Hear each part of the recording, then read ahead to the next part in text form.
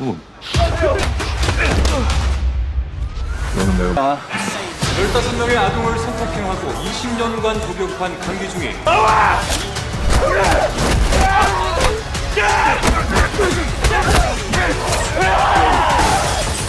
당신은 불리하고. Halo guys, selamat datang di channel aku, Artia Desi. Seorang kurir pengantar makanan yang memiliki kemampuan luar biasa dalam seni bela diri menyelamatkan seorang petugas dari serangan kriminal. Akibat insiden tersebut, dia diminta menggantikan petugas yang terluka. Dia bernama Ling Jung-do, menghadapi berbagai ancaman termasuk kriminal berbahaya dan sambil terus menjaga keamanan masyarakat. Sebelum lanjut ke ceritanya, buat kalian semuanya yang baru nemuin channel aku, jangan lupa dukungannya agar aku semangat menyajikan film terbaru.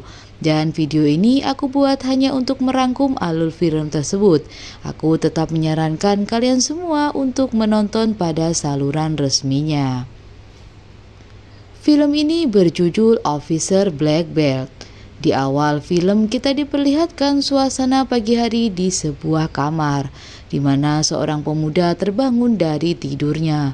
Pemuda ini bernama Lee Jung-do. Setelah bangun, dia melakukan rutinitas pagi dengan push up, karena hal yang paling disukainya adalah berolahraga dan juga bermain game e-sport. Jung-do ini selalu menyenangkan kejuaraan di mana cabang olahraga yang paling dikuasainya. Dia mempunyai prestasi yaitu menyandang sabuk hitam judo dan juga 3 sabuk hitam taekwondo dan juga kendo. Setelah selesai latihan, dia terlihat akan pergi bermain game FPS online bersama ketiga temannya. Dan Jung-do ini selalu menjadi andalan teman-temannya.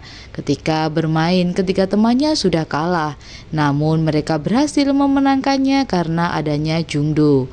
Tiba-tiba saat sedang asik, Jung-do mendapatkan telepon dari sang ayah. Ayahnya adalah pemilik kedai ayam kecil dan Jung-do membantu ayahnya dengan menjadi kurir makanan di kedai tersebut. Para pelanggan sangat menyukai Jung-do karena dia adalah sosok pemuda yang baik serta ramah. Ketika akan pulang, Jung-do melihat ada beberapa orang yang sedang berkelahi, di mana salah satunya adalah petugas kepolisian yang sedang melawan preman. Polisi ini berhasil meringkus preman tersebut, namun ternyata preman tersebut melakukan perlawanan balik dengan pecahan botol kaca. Namun untungnya petugas ini memakai seragam anti peluru. Jung-do pun turun dari sepedanya dan berteriak agar orang ini berhenti menyerang polisi tersebut. Tentu hal ini membuatnya marah dan ingin menyerang Jung-do. Tentu Jung-do dengan mudahnya dapat mengalahkan orang ini. Jung-do melihat pria ini memakai gelang elektronik pada kakinya. Jung-do pun menolong polisi sehingga dia mendapatkan piagam penghargaan sebagai warga pemberani dari Balai Permasyarakatan Kota Seoul. Terlihat di sini ada seorang yang ingin berbicara dengan Jung-do. Pria ini bernama Pak Sun Ming. Dia adalah divisi pengawasan elektronik. Dia ingin berbicara dengan Jung-do karena ingin menjelaskan bahwa ada sekitar 5.000 orang yang memakai gelang elektronik di seluruh Korea. Pemakai gelang ini adalah pelaku tindak kekerasan dan kejahatan serta pembunuhan. Banyak dari mereka yang mengulangi perbuatannya setelah bebas dari penjara.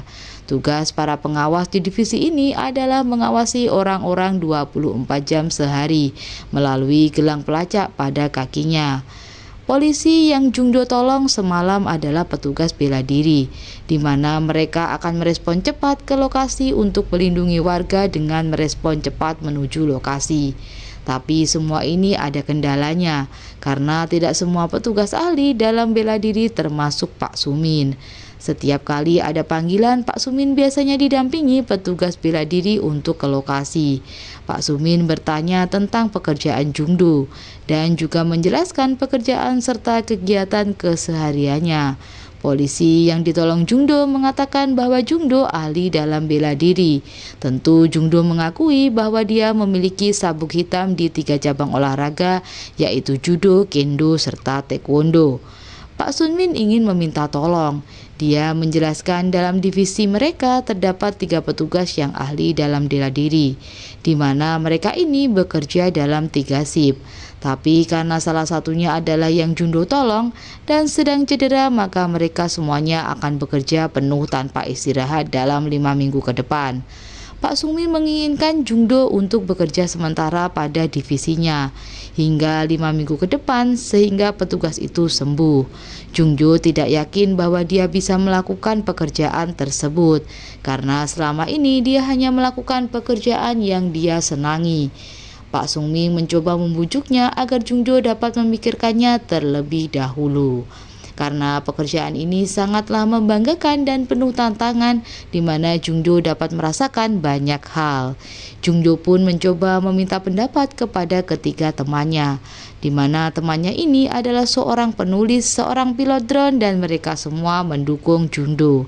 Mereka berpendapat bahwa Jung-do harus mencobanya. Setelah meminta pendapat temannya, yang Jung-do meminta pendapat sang ayah. Ayahnya pun mengatakan bahwa Jung-do harus mencobanya karena semua ini akan mendatangkan pengalaman baru untuknya. Ayahnya dapat menjaga kedai ayam mereka dan dengan baik meminta tidak memikirkannya. Jung-do pun memutuskan datang ke kantor lapas di kota Seoul. Tentu Pak Sung-min menyambut dengan gembira. Dia pun mengenalkan Jung-do kepada anggota yang lainnya. Selama polisi Jo dirawat, Jung-do lah yang akan menggantikannya. Dan petugas senior akan mengajarkan kepada Jung-do bagaimana cara memakai program komputer di divisi ini. Rekannya ini bernama Won. Dia pun menjelaskan tentang isi dalam program ini, di mana setiap icon dan lokasi warna biru adalah orang yang mereka awasi. Dia juga menjelaskan bahwa banyak tipe penjahat yang telah bebas ini. Jung-do diperlihatkan profil lengkapnya dengan mengklik satu icon. Jika warna panah berubah menjadi kuning, berarti daya pada gelang kakinya sudah 30%. Tentu itu harus segera diisi. Jika para target ini menolak ataupun berulah, mereka akan bergerak ke lokasi. Jung-do pun ada di depan komputer. Dia nampak mengawasi icon-icon berwarna biru. Tidak terasa waktu berjalan 3 jam, tapi belum terjadi apa-apa. Namun ada satu icon yang berubah menjadi warna kuning. Jung-do pun melihat profilnya, dan residivis ini bernama Hao berumur 20 tahun. Jung-do meneleponnya, tapi orang ini mengira bahwa Jung-do hanya pengantar makanan. Dia pun menutup teleponnya. Jung-do pun berusaha menelepon kembali dan menyuruhnya mengisi daya baterai pada gelang kakinya. Orang ini justru memaki Jung-do dan menutup kembali teleponnya. Dan saat telepon ketiga, dia mematikan HP-nya. Jung-do pun menghadap Pak Sung-min dan memberitahukan bahwa baterai milik Hao sudah 30% dan dia terus menutup teleponnya. Ternyata pria ini baru dibebaskan 3 bulan yang lalu. Mereka pun bergerak menuju ke sana. Jung-do dibekali dengan peralatan dan baju anti peluru. Kamera juga ada di rompinya serta alat setrum. Karena Jung-do masih baru, dia bertanya apakah alat ini dapat digunakannya. Pak Sung-min menjawab jika keadaan darurat dia bisa memakainya. Mereka pun sampai di apartemen residivis ini. Jung-do melihat pria ini berusaha mencopot tali besi agar dapat keluar dan melarikan diri kapanpun. Pak Sung-min akan ke atas untuk melihat keadaan dan Jung-do berada di sana untuk berjaga karena dia yakin pria ini akan melarikan diri melalui jendela. Di kamar, pria ini sedang menyiksa seorang gadis. Pak Sung-min berusaha mengetuk pintu dan dia mendengar suara wanita ada di dalam. Pria yang ada di dalam terdengar marah dan memaki Pak Sung-min. Dia pun menyuruhnya pergi.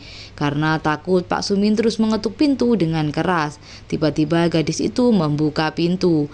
Dan hal ini membuat Hao melompat dari jendela. Jung-do yang sudah bersiap di bawah menyapanya. Tentu pria ini langsung menyerang Jung-do. Namun itu hanya berlangsung sebentar karena Jung-do merasa senang dapat memakai alat setrumnya. Jung-do pun mengeluarkan borgolnya. Pak Sung-min turun ke bawah dan membacakan hak dari tersangka. Nampak Jung-do sangat antusias mendengarnya dan dia pun tersenyum. Keesokan harinya kembali Jung-do melihat ada ikon merah. Residivis ini berada pada area taman bermain. Pak Sung-min dan Jung-do pun bergegas untuk pergi ke sana. Residivis ini tahu dan dia berusaha melarikan diri. Tentu Jungdo langsung mengejarnya dan pria ini tertangkap. Namun pria ini memancing kemarahan Jungdo. Pak Sungmin berusaha menahannya dan meminta petugas polisi datang untuk menjemput residivis ini. Kinerja Jungdo sangat baik. Hal ini membuat Pak Sungmin ingin menaktirnya. Namun Jungdo berpamitan karena dia sudah ada janji untuk bermain game bersama temannya. Dia pun justru menawarkan apakah Pak Sungmin mau mentraktir ketiga temannya juga. Tentu Pak Sungmin tertawa dan menyetujuinya. Jungdo pun menelepon ketiga temannya untuk datang. Mereka pun terlihat gembira. Di tempat makan, Jungdo memperkenalkan ketiga temannya. Pak Sungmin meminta mereka untuk memesan makanan sepuasnya. Temannya pun tanpa malu-malu langsung menyebutkan semua menu yang dia sukai. Mereka pun saling menuang soju dan melanjutkan dengan bercerita tentang banyak hal. Pak Sungmin bercerita ketika dia muda dia mengalami sebuah kecelakaan. Yang menolongnya saat itu adalah seorang polisi. Semenjak kejadian itu, Pak Sungmin bercita-cita ingin menjadi polisi. Walaupun dia tidak bisa berlari mengejar penjahat karena efek dari kecelakaan tersebut. Ternyata cita-citanya tercapai dengan bergabung pada divisinya saat ini. Dia ingin para penjahat ini tidak membuat kegaduhan kembali setelah mereka bebas dari penjara dan sehingga dunia ini merasa aman. Sejak saat makan bersama ini, mereka akan menganggap Pak Sungmin sebagai kakak mereka. Dua petugas di kantor melihat ada pemakai gelang yang dayanya sudah 30%. Tersangka ini bernama Do Wong. HP-nya mati dan tidak bisa dihubungi. Pak Sungmin mendapatkan telepon di mana satu orang residivis telah menghilang. Dan petugas lain juga mengabarkan bahwa ada residivis yang tidak dapat dihubungi. Mereka pun kekurangan tenaga untuk menghadapi kasus yang bersamaan. Pak Sungmin mengatakan dia ada di dekat lokasi tersangka.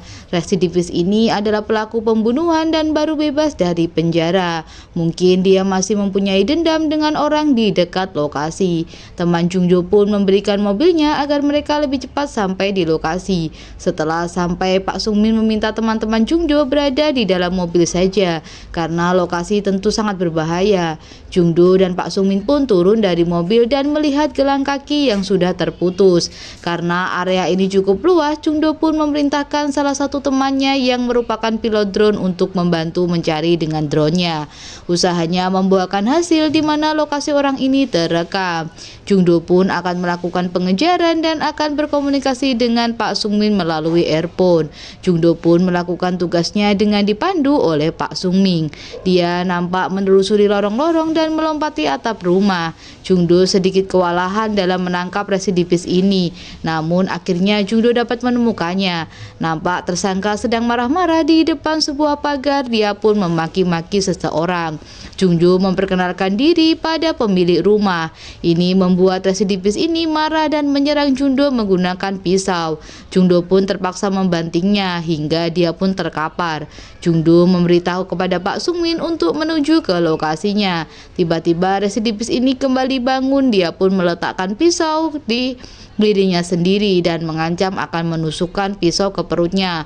Pak Sungmin memberikan pengarahan untuk Jungdo. Jungdo membujuknya dan bertanya kenapa dia melakukan hal ini.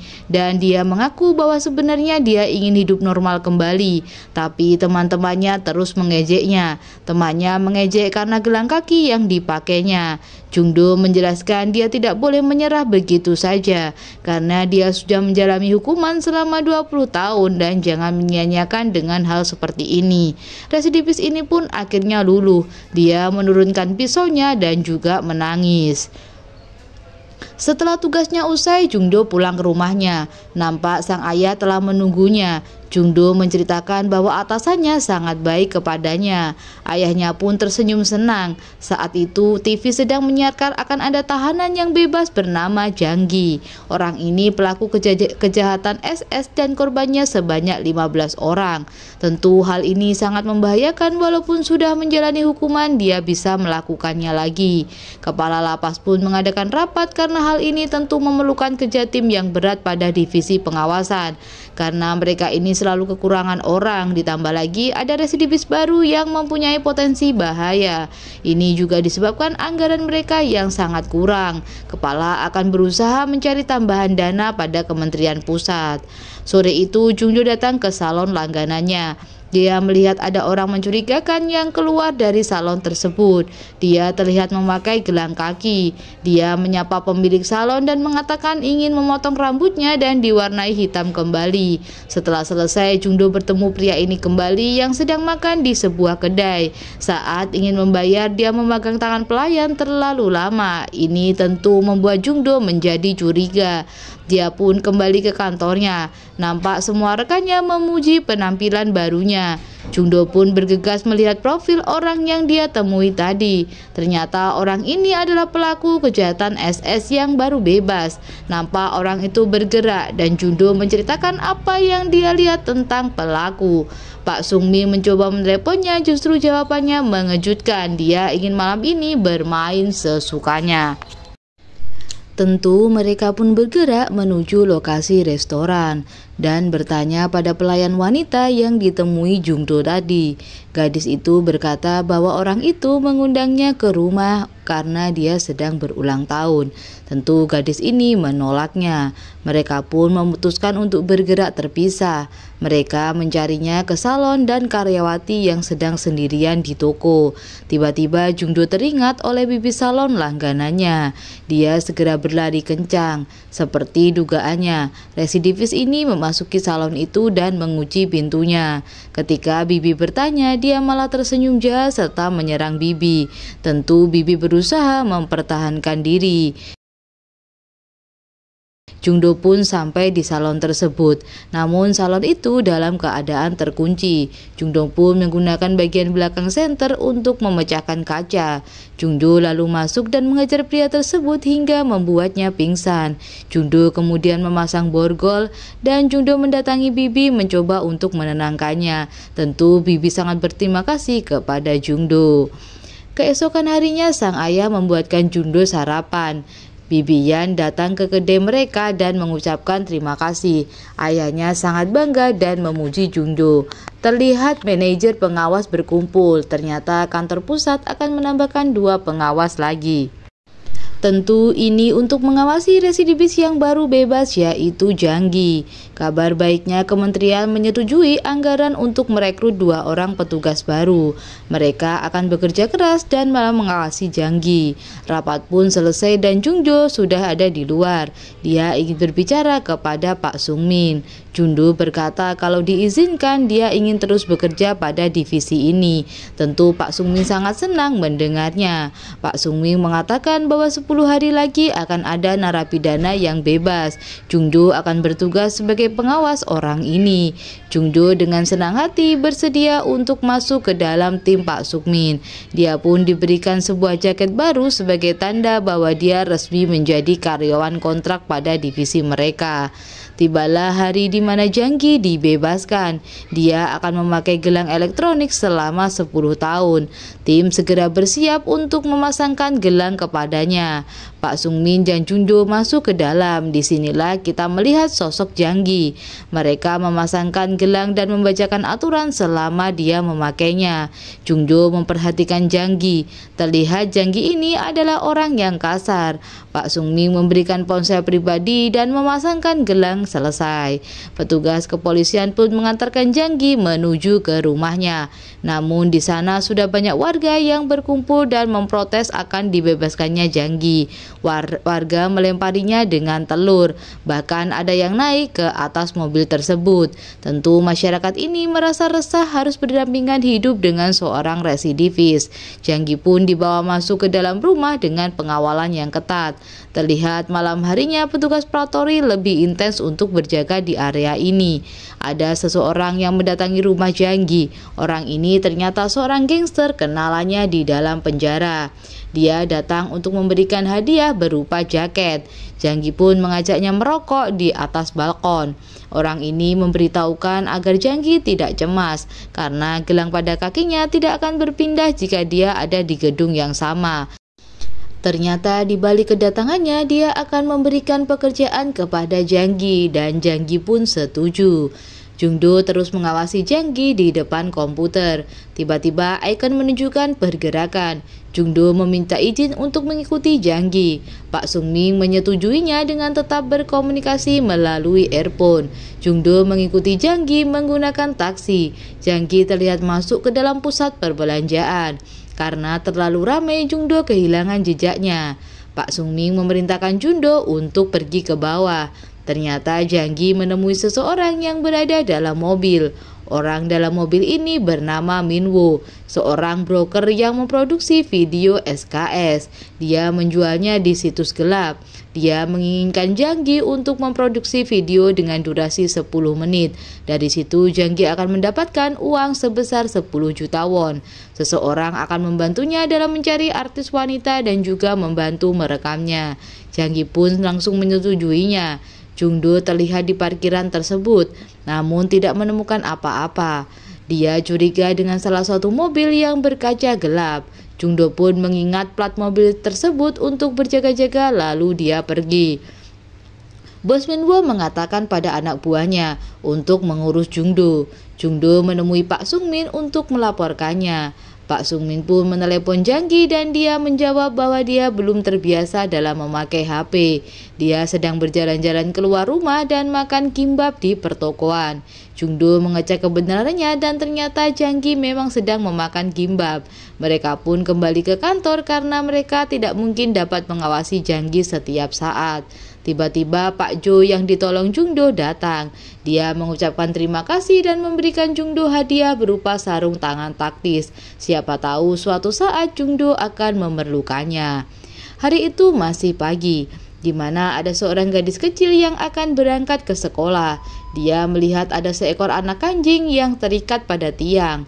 Dia mendekatinya dan ingin melepaskannya, namun tiba-tiba dia diculik oleh seseorang. Seorang bos gangster ternyata juga menemui Hao, orang yang dihajar Jungdo waktu itu. Dia menawari Hao pekerjaan dan para penjahat yang dikumpulkan ini memulai rencana mereka. Bos Yung menyewa apartemen yang bertempat satu gedung dengan tempat tinggal Janggi. Hal ini agar tidak terdeteksi ketika melakukan kegiatan. Mereka para penjahat mengecek tempat tersebut. Ternyata mereka juga sudah menemukan aktris wanita. Bos pun sudah membayarkan DP kepada Janggi. Sementara Hao digunakan untuk memancing petugas. Pak Jo melihat gelang milik Hao mati. Dia pun segera meneleponnya. Tapi Hao mematikan HP-nya. Pak Jo pun melaporkan kepada Pak Sungmin. Ternyata Hao ada di kawasan Songgreen. Pak Sungmin menelepon Jungdo yang ternyata dia juga sedang mengawasi Janggi, di mana Janggi ini sedang memotong rambutnya. Pak Sungmin ingin mengejar Hao dan memastikan keberadaannya. Jungdo pun kini harus mengawasi Janggi sendirian. Tentu ini tak masalah bagi Jungdo. Jungdo pun terus melakukan pengawasannya. Malam itu pun hujan mulai turun dan Jungdo mengikuti Janggi yang tiba-tiba masuk ke dalam gedung. Namun tempat ini bukan apartemennya. Jungdo pun memutuskan untuk masuk dan memeriksanya. Ternyata Janggi menjebak Jungdo dan mengunci pintunya dari luar. Nampak dari belakang gedung muncul sekelompok gangster. Jungdo memakai sarung tangan taktisnya. Dia melawan para gangster dengan semua benda di sekitarnya. Nampak para gangster ini kesusahan dalam melawan Jungdo. Sesekali Jungdo ini tertangkap dan dipukuli, namun Jungdo terus melawan sambil mencoba melarikan diri. Jungdo berhasil melawan dan mengalahkan semua gangster. Sementara itu mobil Pak Sungmin memasuki tempat Hao berada. Itu adalah pabrik daur ulang sampah. Mereka masuk dan mengecek lebih dalam. Mereka mendengar ada teriakan dari dalam. Ada wanita yang meminta tolong. Mereka pun segera berlari ke arah suara tersebut. Ternyata itu adalah jebakan Hao, di mana dia menggunakan rekaman suara wanita. Dan ada sekelompok gangster juga di sana. Pak Jo menyarankan mereka untuk kabur dari kejaran para gangster. Pak Jo pun bertarung melawan para gangster. Dia berteriak agar Pak Sungmin pergi dari sana. Sayangnya Pak Sungmin tertangkap oleh Hao dan dia pun dipukuli. Pak Jo berusaha untuk menolong namun jumlah mereka terlalu banyak. Pak Jo disergap dari arah belakang dan lebih banyak lagi orang yang datang memukulnya. Pak Jo tidak berdaya karena disetrum oleh mereka. Jungdo yang sudah berhasil kabur mencoba menghubungi Pak Sungmin tapi tidak dapat terhubung. Dia mencoba mengecek tablet namun layarnya sudah rusak. Jungdo segera keluar menuju apartemen Janggi. Sementara di gedung baru, orang ini sudah memakai topeng plastik dan bersiap membuat video. Jungdo tiba di sana dan mengamati keadaan sekitar. Dia melihat jejak air dan juga payung yang dipakai Janggi. Jungdo pun memukul pintu itu dengan keras. Kedua orang di dalam pun segera berhenti. Jungdo berlari ke area belakang tapi tempat itu sudah dipasang teralis besi. Jungdo berusaha menariknya. Seorang tetangga pun bertanya ada apa sebenarnya.